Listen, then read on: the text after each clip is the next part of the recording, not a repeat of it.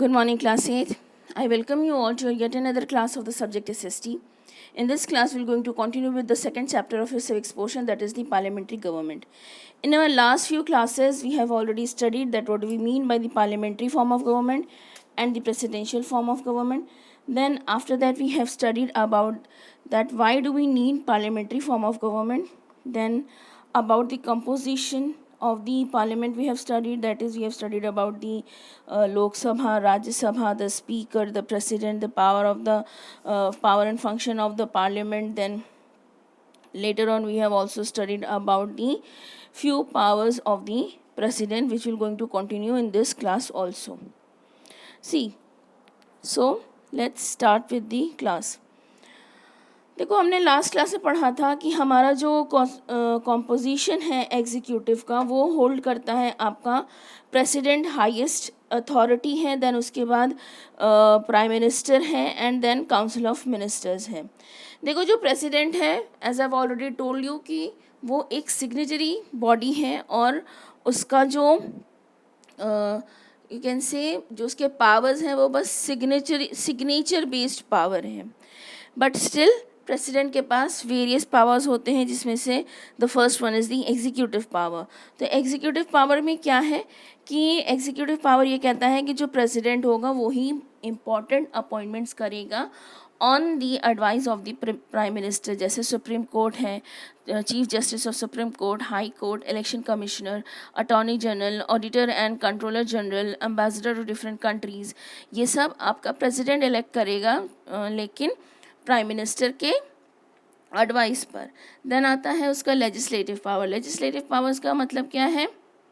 That is summons and produce the house of the parliament. मतलब वो house की जो प्रोसीडिंग्स होती हैं, दोनों राज्यसभा और लोकसभा जब दोनों एक साथ मिलते हैं तो उसको हेड करता है आपका प्रेसिडेंट, और उसकी प्रेसिडिंग्स उसको हाउस को स्टार्ट करना, उसको समन करना, वो सारा का सारा काम किसका है? आपके प्रेसिडेंट का है. और बिल कभी भी कोई लॉ नहीं बन सकती है जब तक उसको प्रेसिडेंट पास नहीं करता है. But here thing is to be noted down is कि जो प्राइम मिनिस्टर है वो आपको अगर उसने अपने दो काउंसिल ऑफ मिनिस्टर्स के साथ मिलके और दोनों हाउसेस से उस बिल को पास करवा लिया है तो ये प्रेसिडेंट बाउंड है कि वो उस बिल को साइन करेगा. Then comes the judicial power. Judicial power में वो किसी की भी डेथ पेनल्टी को फॉरगो कर सकता है, उसको माफ़ कर सकता है, और उसकी किसी भी तरह की जो यू कैन से सज़ा है उसको पार्डन कर सकता है. Then next comes the emergency powers. Emergency powers देखो हमारे यहाँ 3 तरह के हो सकते हैं या 2 तरह की, यू कैन से कि अगर किसी तरह की इंटरनल कोई कंट्री में प्रॉब्लम क्रिएट होने लगी है तो, या फिर हमारा जो कॉन्स्टिट्यूशन की जो मशीनरी है, मतलब हमारी गवर्नमेंट अचानक से फॉल डाउन कर जाए तो हमारे यहाँ इमरजेंसी की सिचुएशन अराइज होती है. The third one is the financial crisis.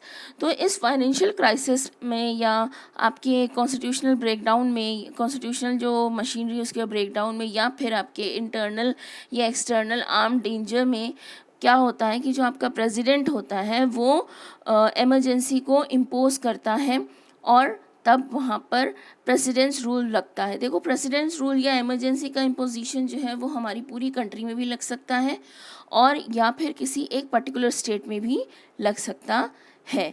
But यहाँ पर ओवरऑल एक बात सबसे इम्पॉर्टेंट है नोट करने वाली, और वो ये है कि prime minister in any given case he is the signatory body, और उसके पास सिग्नेचर करने और प्राइम मिनिस्टर का वो बाउंड है कि जो प्राइम मिनिस्टर उसको रिकमेंड करेगा उसको उसी रिकमेंडेशन पे ही काम करना है.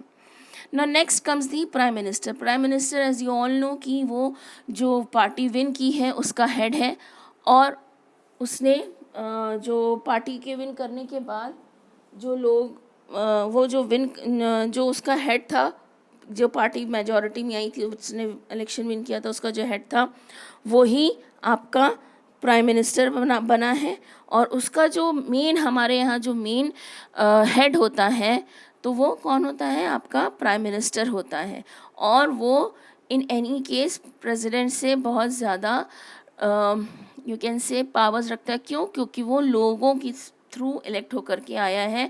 और पार्लियामेंट्री फॉर्म ऑफ गवर्नमेंट में सबसे इम्पॉर्टेंट यही बात है कि ये इतनी अच्छी गवर्नेंस इसलिए मानी जाती है क्योंकि यहाँ पर जो इलेक्शंस हैं वो कौन करता है, आपके लोग करते हैं। और पार्लियामेंट्री फॉर्म ऑफ गवर्नमेंट अगर जो आपके सिटीज़न है वो उससे विलिंगनेस नहीं रखते हैं उस गवर्नमेंट से, तो उस गवर्नमेंट को कभी भी फॉलो ऑफ कर सकते हैं।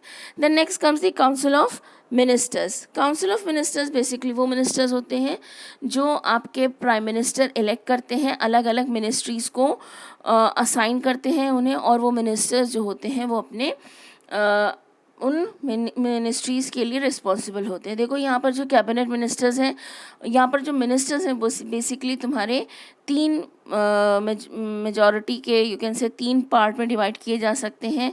One is the cabinet minister जो कि मेजर पॉलिसी डिसीजंस लेते हैं कंसर्निंग देयर मिनिस्ट्री, और फिर आते हैं मिनिस्टर ऑफ द स्टेट जो नेक्स्ट लेवल के हैं और वो स्टेट के मिनिस्टर्स होते हैं। Then comes the deputy ministers. ये डेप्यूटी मिनिस्टर्स कौन होते हैं, जो स्टेट और कैबिनेट मिनिस्टर को असिस्ट करते हैं उनके काम में।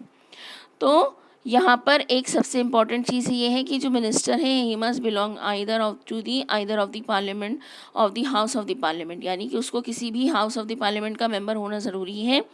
अगर वो किसी भी हाउस का मेंबर नहीं होता है तो उसको 6 महीने के अंदर इलेक्ट कर लिया जाता है। Now comes the principle of collective responsibility. इसका मतलब है कि जो प्राइम मिनिस्टर हैं और जो काउंसिल ऑफ मिनिस्टर्स हैं वो सब के सब एक साथ अपने रिस्पॉन्सिबल हैं आपकी गवर्नमेंट की रन करने के लिए। सो अगर किसी भी तरह के एक भी मेंबर से किसी भी तरह की यू कैन से कोई प्रॉब्लम कमिट होती है, कोई मिस्टेक होती है, तो पूरी cabinet of ministers along with the prime minister को रिजिग्नेशन देना पड़ता है। फिर क्वेश्चन आता है why India should have a parliamentary form of government. Again आपने पहले भी डिस्कशन देखा है कि हमारे पार्लियामेंट्री फॉर्म ऑफ गवर्नमेंट इसलिए होनी चाहिए क्योंकि यहाँ पर जो इलेक्शन है वो इलेक्शंस हैं वो आपके सिटीजन्स के थ्रू होगा, और पार्लियामेंट्री फॉर्म ऑफ गवर्नमेंट को रिमूव करना सिटीजन्स के थ्रू आसान होता है। लेकिन जब प्रेसिडेंशियल फॉर्म ऑफ गवर्नमेंट होती है तो उसके अंदर जो प्रेसिडेंट होता है वो 5 साल के लिए आप बाउंड हो कि आप उसको रिमूव नहीं कर सकते हो। और जो पार्लियामेंट्री फॉर्म ऑफ गवर्नमेंट होती है वो एक डेमोक्रेटिक फॉर्म ऑफ गवर्नमेंट की सबसे best you can say photo होती है। क्योंकि जो पिक्चर होती है क्योंकि वो उसके जो हर एक मेंबर हैं वो कहाँ से इलेक्ट होकर के आ रहे हैं, वो इलेक्ट होकर के आ रहे हैं फ्रॉम अमंग द पीपल। तो इसलिए हमारे यहाँ डेमोक्रेटिक फॉर्म ऑफ हमारे यहाँ जो गवर्नमेंट है वो कैसी होनी चाहिए, पार्लियामेंट्री फॉर्म ऑफ गवर्नमेंट होनी चाहिए। अच्छा देखो, इस पार्लियामेंट्री फॉर्म ऑफ गवर्नमेंट जब हमारा कॉन्स्टिट्यूशन बन रहा था तो इस पर जो हमारे फर्स्ट प्रेसिडेंट थे उनको थोड़े से ऑब्जेक्शंस हुए थे। उन्होंने कहा था कि जो प्रेसिडेंट है उसको इंडिया में सिग्नेटरी सिर्फ कंडीशन नहीं दी जाएगी, रादर वो ऐसा बने कि उसको थोड़े से पावर्स मिलने चाहिए।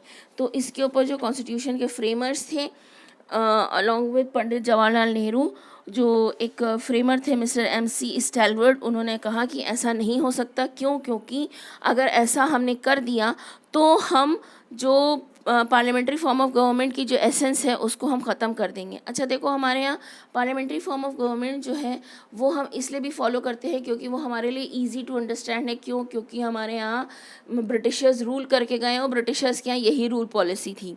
तो अगर उसके पॉइंट ऑफ व्यू से देखें यहाँ पर आपके डॉक्टर राजेंद्र प्रसाद के केस में, तो उनके जो वहाँ का ब्रिटेन का जो मोनार्क होता है वो एक प्रेसिडेंट की तरह एक्ट करता है। ठीक वैसी ही सारी की सारी जो हमारे यहाँ प्रेसिडेंट के पास भी वैसी ही आप कह सकते हो कि पावर्स होती है। इसलिए अगर हम एक पार्लियामेंट्री फॉर्म ऑफ गवर्नमेंट को फॉलो कर रहे हैं तो हम उसी यू कैन से कि उसी सिचुएशन या उसी कंडीशन में फॉलो करेंगे जैसा कि वो फॉलो किया जाना चाहिए, ना कि ऐसा कि जिसमें प्रेसिडेंट भी पावर्स रखता हो, प्राइम मिनिस्टर भी पावर रखता हो। ऐसे सिचुएशन में क्लैशेस होना बहुत आम बात होगी। Then next comes the understanding the laws, मतलब यहाँ पर जो कॉन्स्टिट्यूशन है वो लॉ के थ्रू आपकी गवर्न होगी और लॉ के बियॉन्ड कोई नहीं जा सकता है.